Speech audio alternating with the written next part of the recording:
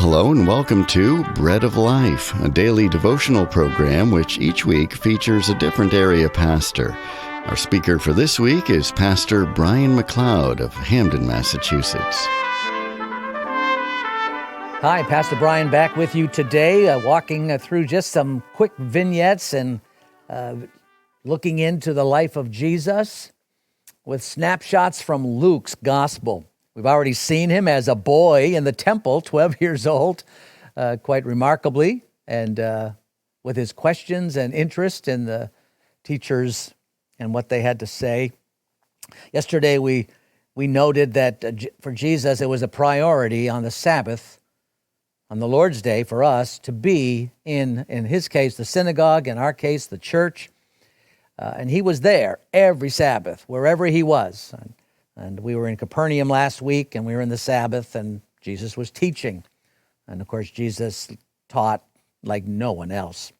Well, on another such Sabbath, perhaps the same one, sometimes you aren't sure in reading the Gospels whether we're jumping or not, but a demon-possessed man confronts Jesus. You know, it's kind of interesting how significant demonic activity was when Jesus walked among us.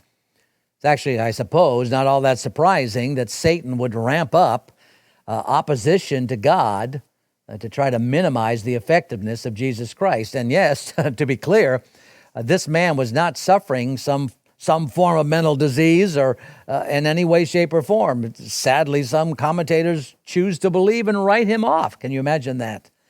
No, demonic activity is clear. If you read any of the four gospel accounts, you'll see it very clearly laid out for you. And we have not seen such a level of demonic activity since the time of Christ. And we will not until the time of Antichrist, when he and his followers will be fully engaged on the earth at the end of the age. Remember, friends, Jesus is the light of the world, and he came to conquer darkness and evil. No one said it would be an easy battle. And the demons knew who Jesus was and his purpose in coming. So they would do all they could to stop, or at least, if they could, slow him down. And Jesus was regularly challenged by such demons. In our text today, the demon knew who Jesus was and called out to Jesus right in the synagogue. Verse 34 of chapter 4, "Go away. Why are you interfering with us, Jesus of Nazareth? Have you come to destroy us? I know who you are, the Holy One of God." Both interesting and sad that the demons knew who Jesus was, but there was no faith. And friends, this is possibly true for some of you listening. There is knowledge of Jesus in your mind, plenty, in fact, if you attend church regularly. The knowledge is there, but there's nothing in the heart. What is it that causes us to resist, right? Pride, struggle with the concept of faith, or the concept that we can't do whatever is required? J.C. Ryle once wrote that, "Let it never be content us to know religion with our heads only. We may go all our lives saying, 'I know that, and I know that,' and sink at last into hell with the words upon our lips. Let us see that our knowledge bears fruit in our lives. Does our knowledge of sin make us hate it? Does our knowledge of Christ make us trust and love him? Does our knowledge of God's will make us strive to do it?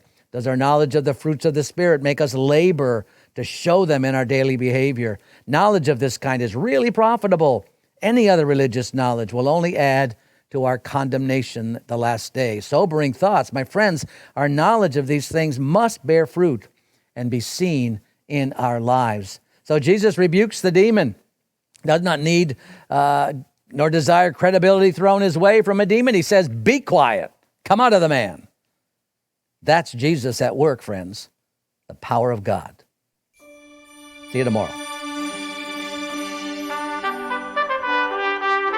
You've been listening to Pastor Brian MacLeod of Hamden, Massachusetts, and this has been Bread of Life, a program to encourage you from God's Word.